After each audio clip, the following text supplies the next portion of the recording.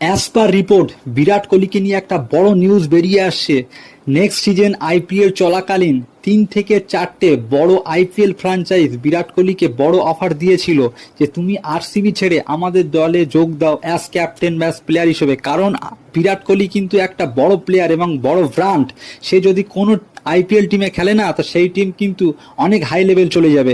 তো রিপোর্ট অনুযায়ী এটা কিন্তু একটা বড় জার্নালিস্ট রিপোর্ট করছে যে 3 থেকে 4টে বড় ফ্র্যাঞ্চাইজ আইপিএলে, সেটা নাম কিন্তু সেই জার্নালিস্ট কিন্তু নাম উল্লেখ করেনি, কারণ নাম উল্লেখ করলে কিন্তু প্রবলেম হবে। কিন্তু সেখানে কিন্তু বিরাট কোহলি ক্লিয়ার অ্যান্সার দেয় যে আমি আরসিবিকে কখনো ছাড়বো না, আমি আরসিবিতে শেষ খেলে এখান থেকে অবসর নেব।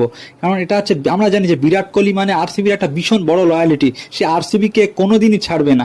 তো 3 থেকে 4টে বড় ফ্র্যাঞ্চাইজ কিন্তু আরসিবিকে অফার দিয়েছিল, বড় অফার করেছিল, কিন্তু আরসিবি যে বিরাট কোহলি সে কিন্তু রাজি হয়নি।